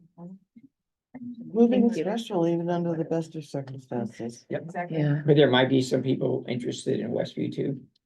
That's what we're You think? hoping. And we'll know more when we have our relocation meetings next week, and I'll go over that right now. But yes, we're gonna be giving a questionnaire out and asking people which option do they prefer? And we'll be giving them a lot of information about Westview too, and pictures and renderings of the project and talking about, there's just a lot of amenities that they would have here that they wouldn't have back at Chapel Lane. Right. Because, the eastern part of the city just doesn't have that many stores around. It's just, things aren't as accessible as they are here, so. But and then that was one thing I was thinking of, and of course, it helps me what our original goal was, for Westview too. Yep. But, additionally, I think, with it being relocated, they would automatically go to the top of lists. Because they already have Section 8 Right. because they're living in Chapel Lane. Right. So, Yep. yes, they. So for those that are interested, if, Yeah. we're really, the timing and everything, and it would be a permanent move. Yeah, that would be. It's not, it's not, they're gonna be on a list. Okay, They actually have a project-based voucher, so all they have to do if they wanna relocate to Westview 2 or other properties that we might have vacant, because Right. remember, if they wanna go to other properties, Right. they have to have a vacancy. So right, if they do, they have to go to their housing specialist at the Section 8 office and say, I wanna move. Some of them might wanna move closer to their family members. Right. They may wanna go to Santa Barbara. Yeah. So that's when the housing specialist actually issues them a tenant voucher, and that's where they could Okay. take this anywhere in the United States. right. Mhm. Okay. And at a relocation meeting, we'll have their housing specialist that's in charge of the Chapel Lane project Uh-huh. there to answer questions. So it'll be. are you using Hamner and Jewel again, or any of that kind of incorporated in this Yes, we program? are. At different parts of the relocations we are. Yep. Yeah. It's not as comprehensive as we did with Westview 3, but they definitely will be advising us. several Right. parts of it. We did a similar Very thing special. up in They were helpful. Goleta, and it was a senior development, and the families really got involved with the seniors, so just kind of be prepared when you have to sit down. We have a lot of family They're very members involved. Oh, yeah, yes. that became involved, yeah. That's already. I know, I'm speaking to the choir, yeah. Very involved. But case in hand, Yeah. it's, Yeah. life. Yeah, it's a matter. Our next resident relocation meeting, we already had one in January, almost everyone showed up. I think maybe 3 or 4 residents didn't out of the whole group. Yeah. But we got a lot of good questions. It was a meeting that was mostly to take any questions they might have, let them know about the estimated time that the relocations might begin, and just begin to just kind of get a feeling for, how they were feeling. And so, we're gonna have 2 more resident relocation meetings next week. One will be on February 20th and one on February 21st, and we'll have half of the residents in one of the meetings and half in the other. And then we're also offering office hours so that people can come and meet with staff, and it would be with Leora, with myself, someone from property management as well. And for them to be able to ask more in-depth questions, because we found that there was really some detailed questions they had at the first relocation meeting, so want them to feel comfortable with coming and talking to us personally.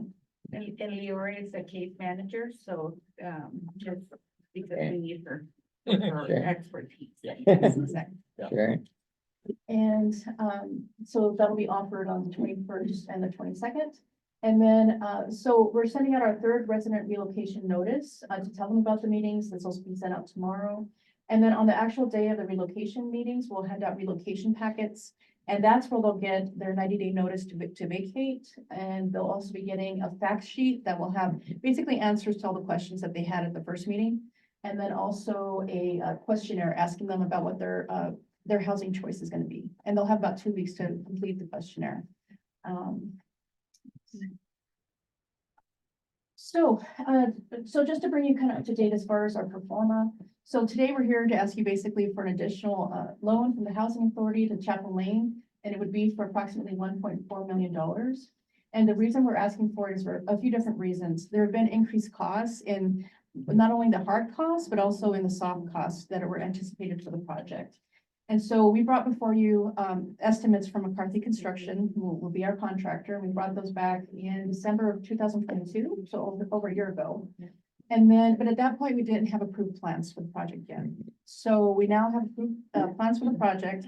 We got updated estimates, and when McCarthy went to bid, the cost ended up being about $800,000 to $900,000 more than what we originally anticipated.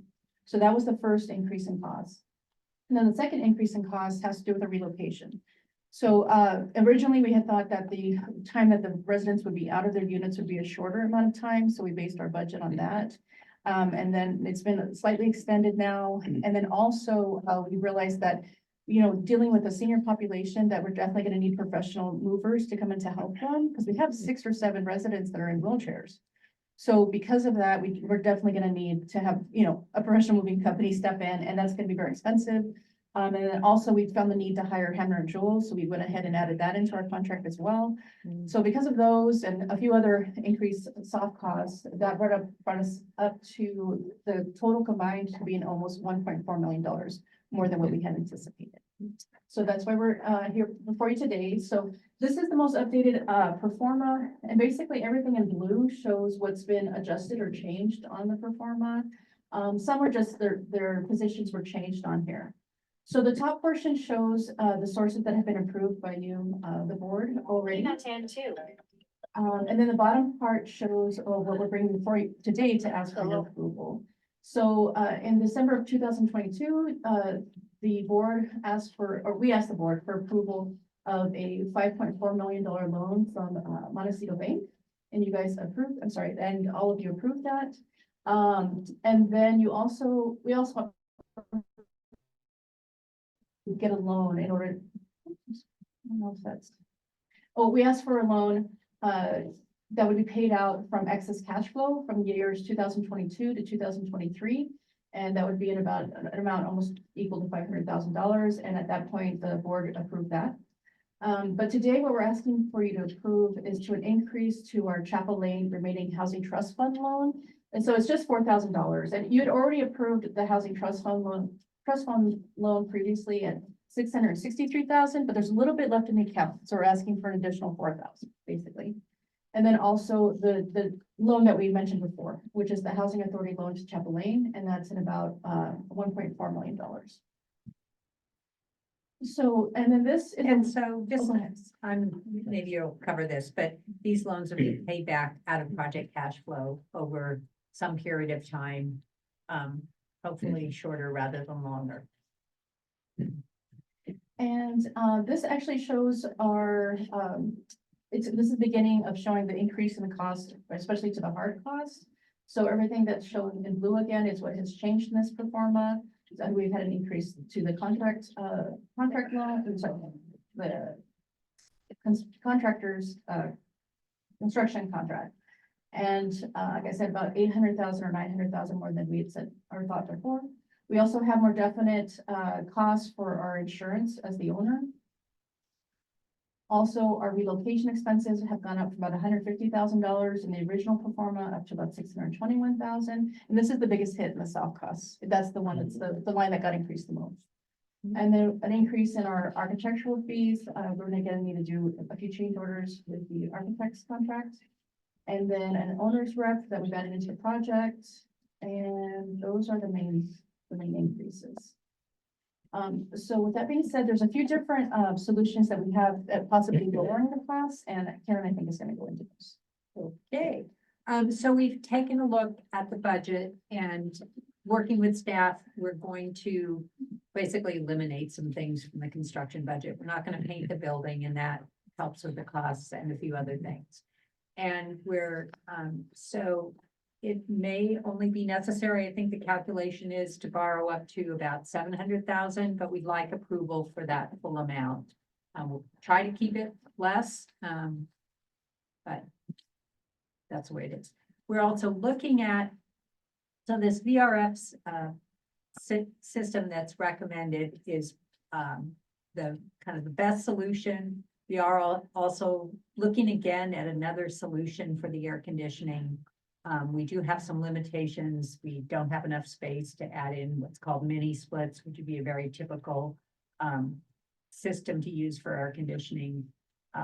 But this VRF system works, and we're also looking at another system that probably wouldn't save that much money, and it would have a substantial lead time in obtaining the materials. So we scheduled a meeting with staff to look at this next week, but we're hoping to be able to keep that number down, but still looking at how we can do that. What's the lead time on that other, and the air conditioning, you said? This other system is at least 5 months. So by the time you get it, you don't need it. Well, yeah. I mean, summer's over, and And I would say too, I having, besides the anxiety of the disruption of their lives. Yeah. What the community wants there is air conditioning. yes. Air conditioning that's working, that's reliable. I know our maintenance staff are looking at air conditioning that doesn't have enhanced increased maintenance costs over time. Yeah, yeah. So I think that this, I wouldn't call it a pause, but we're just making sure that we're evaluating exactly what the project description is, and we get the best bang for our dollar, minimize the impacts of the residents, but there will be impacts. And so we're asking for the full up to amount, and hopefully it will be less than that once we come to the final decision. And we did talk about Yeah, this. we did, in our yes. development. We did. And the concern, I don't know, do you want to say anything about Go your ahead. concerns? My concern was, if we have the money to do it, let's do it right now. Instead of waiting another couple of years and then trying to jimmy it up into something else that we're not real happy with. Yeah. And, Did you want to jump in? Lenny? Oh, okay. So who are we consulting with to help us determine what the best option would be for us? So we have a really good MEP, mechanical, electrical, plumbing engineer, Rich Adams. He's really the best. And we've also are working with the 3C Ren people to help us look at the energy efficiency options. So just in summary, there's not enough room to do a whole forced air system. The ceilings are too low. Yeah. So we looked at that. We looked at what's called mini splits, but they require pads on the outside for each of the systems. So there's not room for that. There is this one type of system, I forget what it's called, which would be all interior. At the time we originally looked at it, they weren't approved by the state. Now they are. But so the options that we looked at, so there is 38 apartments. 6 of them are 2-bedroom apartments that currently have forced air systems, essentially. That the other 1-bedroom apartments, what they have right now is just wall heaters, the 32 apartments. And so we can do mini splits on the 6, but we can't do it on the 32. So we're looking at these options now. This second type is available, and we're working with primarily our MEP to evaluate what is the best. He believes that the maintenance, et cetera, is pretty comparable. So it's really looking at the cost and the timing of making a change. And we're, getting a little bit closer to being able to make that final decision. I think what we had said to the development committee is we might have more of a decision between then and today. Yeah. We're getting closer, we're not there yet. Yeah. We will know more next week or so. There's a system that I've seen in houses. Where it's a box about this big and it sits up on the top of the wall inside. And if it's a 2-bedroom or 2-story, there's one upstairs and one downstairs. And what is that called, you know? So I think what you're thinking of is a mini split, but Okay. those have a box up on the ceiling, but they Yeah. also have a component that's outside. Yes, And yes, that's what we don't have room Oh, for okay. the 32 units. Okay. There's no place to put it. okay. So that's why we looked at the VRF system as the recommended, but then we're also taking another look at, I'm sorry, I forget what it's called, but it's a system that is all, it's a box up on the wall, but it's all interior. It doesn't have, Oh, okay. the Maybe that's what outside. I'm thinking of. I don't remember if well, they had anything outside or not, but I know they had one upstairs, one downstairs, and they could cool the downstairs when it needed and cool the upstairs when it was needed, and it was just, it had to be a box about this long, not this wide. And it was white. That's all I knew. And it has, That- oh, I know what you're talking Oh, about. Yeah. I'm just going- anyway, Why was there such a difference in the relocation costs before and afterwards? because I did the original relocation budget and I was probably overly optimistic about what was gonna need to happen. It was the relocation schedule as well, because the relocation schedule got extended, yeah, you know. It got lengthened, right? The timeframe got lengthened. So that means there's more days you have to have your residents in the hotels, and the hotels are very expensive. So And got lengthened because of why? when they went and actually did their bids with the different contractors and looked how everything to kind of fit together within the puzzle of the construction, they just needed more time. So I'm sure that there's not just work in the units, but they had a time with the work in the hallways and the, you know, it all had to come together, so. And that has been actually, we've been able to even get that shortened a little bit, but not just that. I don't think in the beginning we anticipated having to use professional movers throughout the whole move. And that's coming, we already got 3 quotes and it's over $130,000 just for that portion. And I would say, it's not gonna be our habit to give you an up to amount that we don't really know what the end number will be. Yeah. But in order, we're this far along, we've already engaged the community, they're already anxious, so delaying is gonna make it even worse for them from an anxiety perspective, so we wanna just kind of keep it moving. Right. We are continuing to look at reducing the prices, we will report back to you on where we ended up being. But we want to get as much authority today as possible so we can keep this project on track.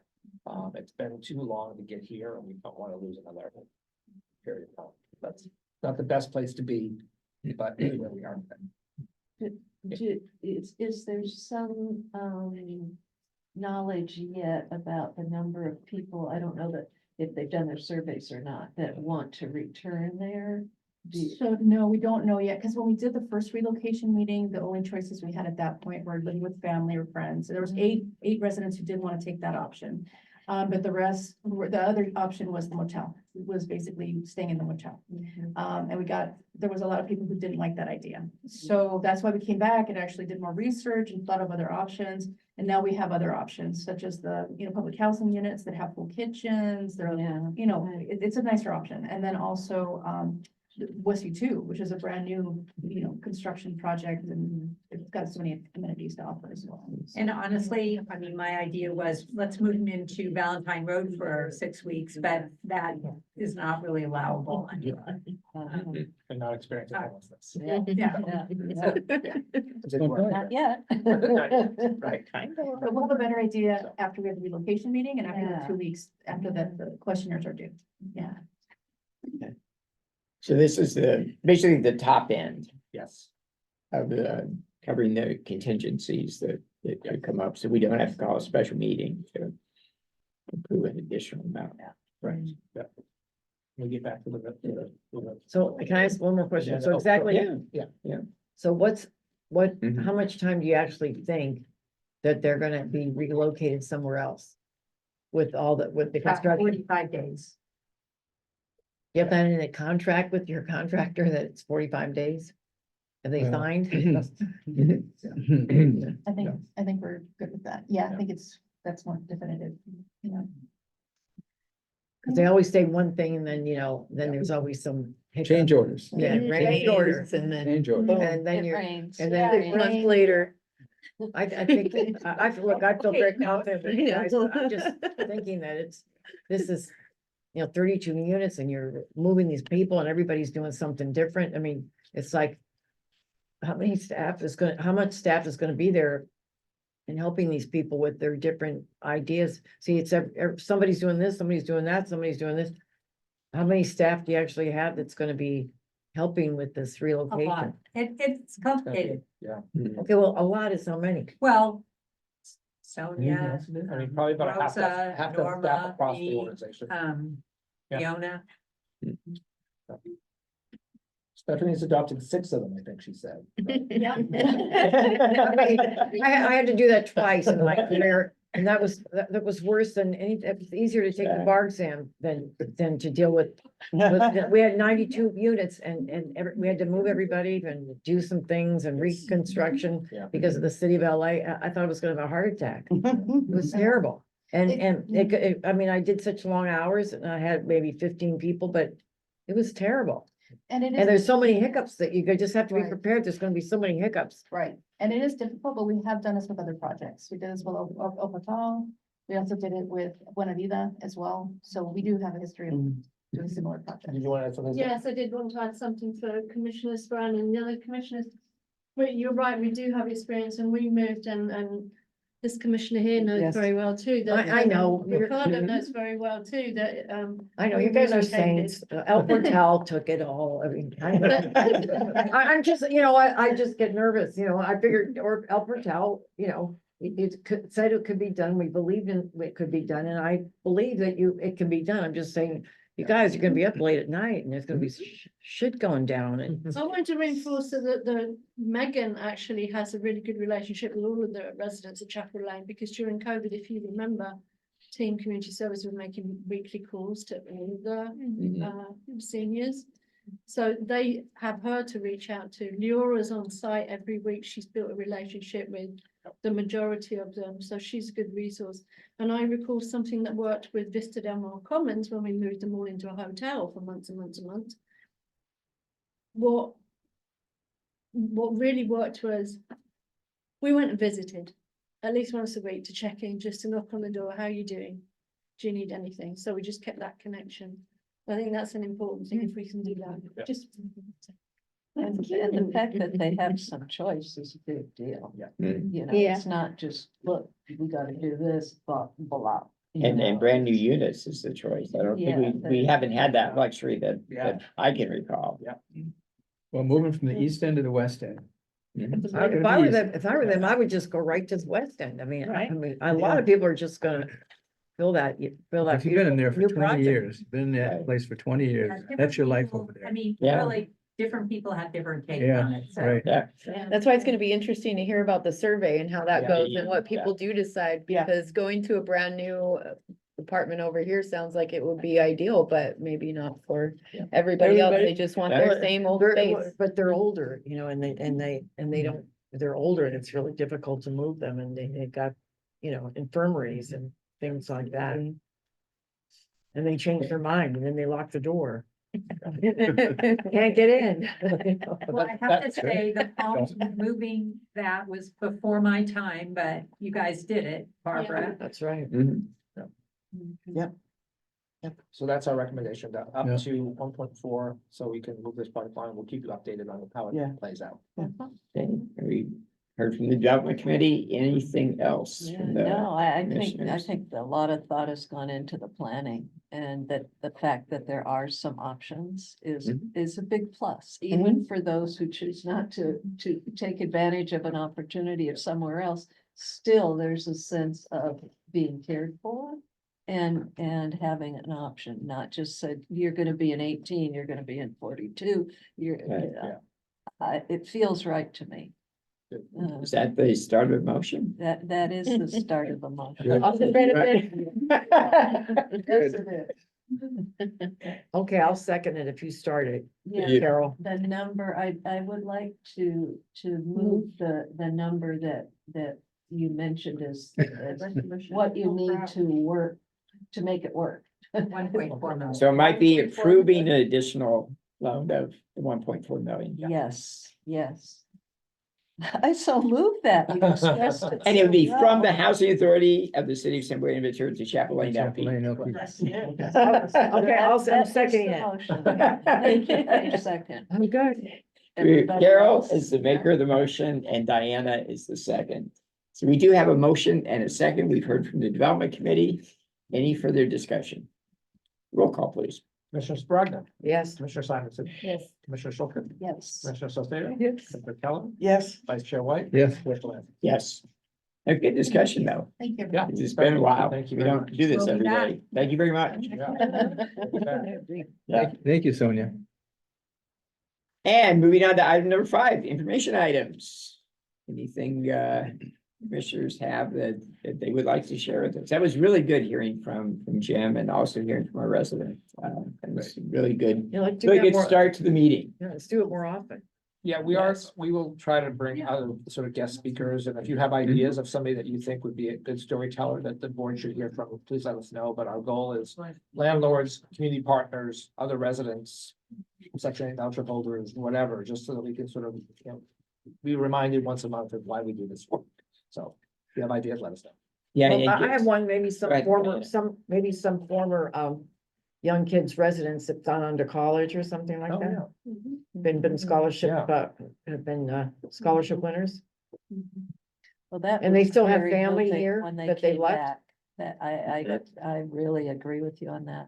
Or That what was is the that? first one I attended Okay. and, Mhm. not only their own parents were there, but parents of other kids were there and I mean, there were There's a couple, there tears were a of couple grandparents there too. Yeah. Yeah.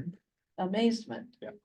And those young couple of guys that's, well, they happen both to be male. Were so articulate and so grateful. And you wanted to just open your wallet right Yeah, there. well, yeah, absolutely.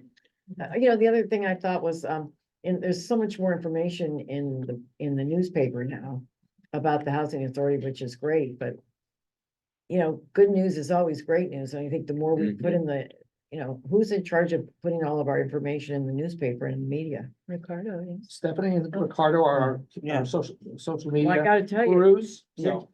it's so good. You guys, it's really great, especially with all the content things in the newspaper is great. So it's all positive.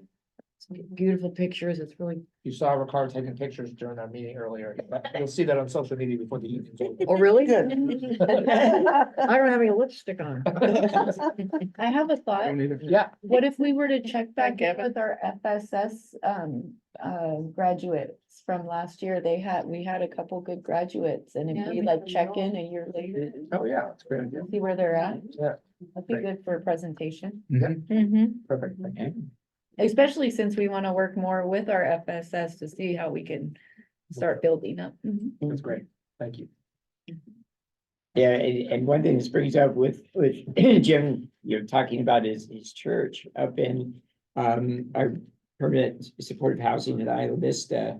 We actually have competitions going among the various churches for what they can outdo each other for the residents, for Wednesday night dinners and things like that. And we actually do have residents coming in saying, "Oh, I'm a little disappointed it's the Methodist this week. I really wanted." It's gotten to the point where it's this friendly competition, with groups and again, it's volunteer work and really, getting the community involved with the residents. It makes what we do less scary yeah.